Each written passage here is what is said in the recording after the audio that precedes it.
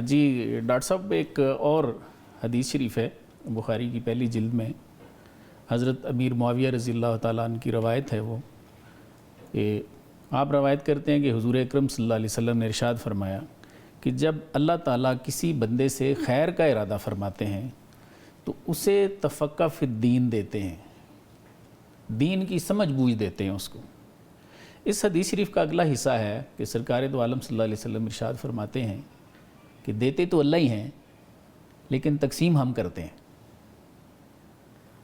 تو یہ فرمائیے کہ چونکہ یہ ایک حدیث شریف ہے، ایک مضمون ہے، تو کیا آپ صلی اللہ علیہ وسلم یہ جو دین کی سمجھ بوجھ ہے یہ بھی آپ ہی عطا فرماتے ہیں؟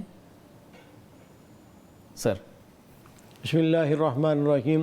یہ حدیث مبارک ہے سیدنا امیر معاویہ رضی اللہ تعالیٰ عنہ جو خال المسلمین ہے، امیر المومنین ہے، فرمایا کہ من یرد اللہ بہ خیرا یفقہہ فی الدین، جو جس کے ساتھ اللہ بھلائی کا ارادہ کرتے ہیں اللہ تعالیٰ اسے دین کے اندر تفقہ عطا فرماتے ہیں، گہرائی عطا فرماتے ہیں۔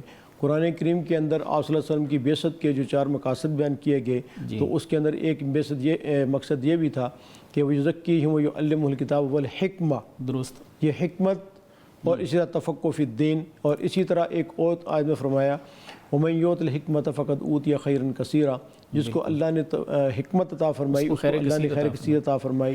یہ حکمت کا لفظ اسی طرح حدیث کی مارک میں آپ نے ارشاد فرمایا کہ وَمَن يُؤْتَ زُهْدًا فِي الدُّنْيَا وَقِلَّةَ مَنْطِقٍ فَاقْتَرِبُوا مِنْهُ فَإِنَّهُ يُؤْتَى الْحِكْمَةَ، کہ جس کو اللہ تعالیٰ نے دنیا کے اندر دنیا سے بے رغبتی عطا کی اور کم گویائی عطا فرمائی، اس کے قریب ہوا کرو، اس لیے کہ اللہ نے اس کو حکمت عطا کی ہے۔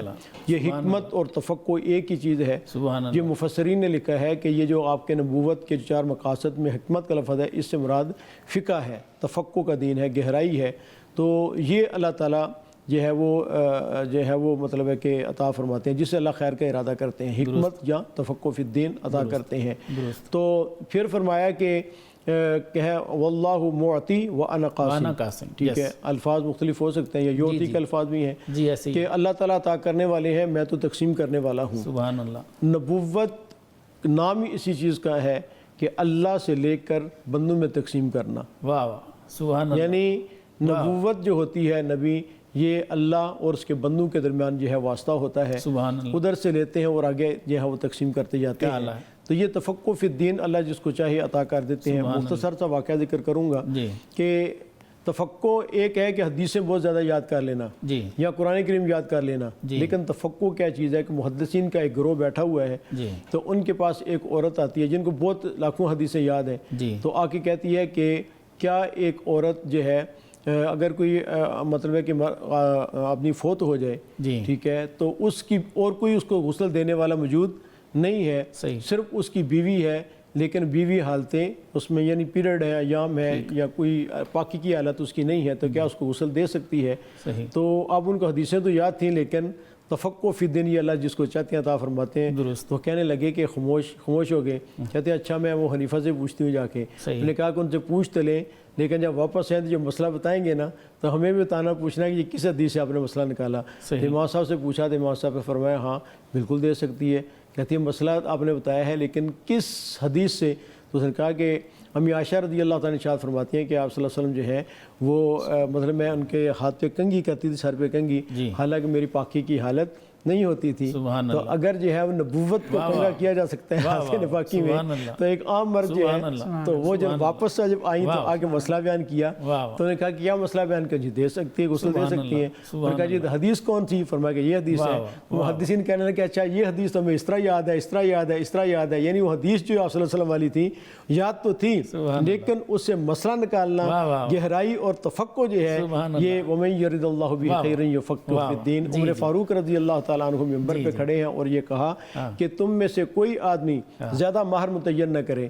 تو ایک خاتون نے کہا کہ اللہ تعالیٰ تو یہ کہتے ہیں کنتار کے لفظ آتا ہے کہ اگر تم نے اپنی بیویوں کو اتنا مہر بھی دیا ہو، کنتار کا جو مفسرین نے ترجمہ کیا ہے کہ بیل کی جو کھال ہوتی ہے اس کے اندر جو سونا بھرا جائے درست، تو وہ ایک کنتار ہے، یا اور بھی ڈھیر آپ کر لیں، ترجمہ کیا جاتا ہے، ہم جو ترجمہ کرتے ہیں تو تم واپس نہ لو. تو اللہ تو کہہ رہے ہیں کہ اگر آپ نے ایک ڈھیر بھی دیا سونے کا وہ واپس نہیں، تو آپ کہتے ہیں بہر زیادہ تو یہ نہ کریں. تو ہر تم نے فرمایا کہ میری جو ہے آپ صلی اللہ علیہ وسلم کی امت جو ہے وہ مجھ سے بھی زیادہ جاننے والی، مجھ سے بھی زیادہ جو ہے وہ حقیقی ہے. تو یہ آپ صلی اللہ علیہ وسلم کی نظر کرم بھی تھی. فرمائی تفقع کی بات، میں یہاں پر عطائے رسول کی بات کرتا ہوں، حدیث کے دوسرے جزء کی. جی جی جی. آقا صلی اللہ تعالیٰ علیہ وسلم شاہ فرمایا انما انا قاسم واللہ یعطی. جی یہ صحیح البخاری کی روایت ہے، جیسا کہ پوری روایت پڑھی جناب ڈاکٹر صاحب نے. تو ہمارا مسلمانوں کو آقا علیہ السلام نے جو عقیدہ دیا ہے نا، وہ یہ دیا ہے کہ اللہ رب العالمین بھی عطا فرماتا ہے اور اللہ کے نبی بھی عطا فرماتے ہیں. اگر اس کو قرآن مقدس کی آیت کی طرف لے کر چلے جائیں تو اللہ تعالیٰ شاہ فرماتا ہے اغناہم اللہ ورسولہ من فضلہ، غنی کر دیا ایمان والوں کو اللہ نے اور اس کے رسول نے اپنے فضل کے ساتھ. تو اس آیت مبارکہ میں اللہ تعالیٰ نے جو نکات بیان فرمایا وہ یہ ہیں، اللہ بھی غنی کرتا ہے، اللہ کا نبی بھی غنی کرتا ہے، اللہ کا بھی فضل ہے، اللہ کے نبی کا بھی فضل ہے، اور یہ ایمان والوں کو ملتا ہے. تو یہاں پر جیسا کہ علماء جانتے ہیں من فضلی ہی ہے، پیچھے دو ہستیوں کا ذکر ہے، آگے ضمیر واحد ہے. تو جب دو ہستیوں کا ذکر ہو اور ضمیر بھی دو ہی کی ہونی چاہیے، مگر جب دو کا ذکر ہو اور ضمیر ایک کی آ جائے اس کا مطلب ہے وہ دو نہیں، وہ دو ان کا فضل ایک ہی ہے. تو یہ آیت مبارکہ یہ بتاتی ہے کہ اللہ کا بھی فضل وہی ہے، نبی کا بھی فضل وہی ہے. نبی بھی فضلوں والا ہے، اللہ بھی فضلوں والا ہے. نبی اللہ بھی غنی کرتا ہے، نبی بھی غنی کرتا ہے.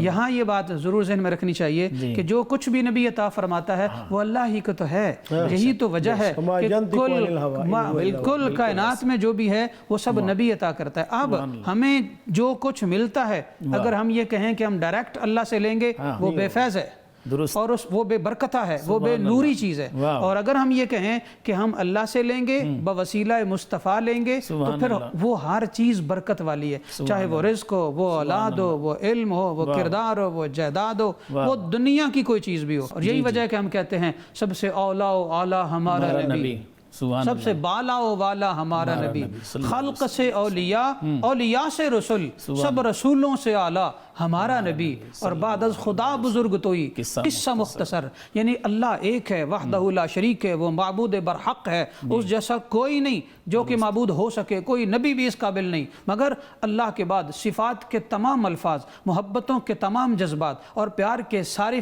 چیزیں اور عقیدت و محبت اور ادب کے سارے دفتر جتنے بھی ہیں وہ سب قدمین مصطفیٰ پہ ڈھیر ہیں. اور یہی ہم کہتے ہیں کہ بعد از خدا بزرگ توئی قصہ مختصر.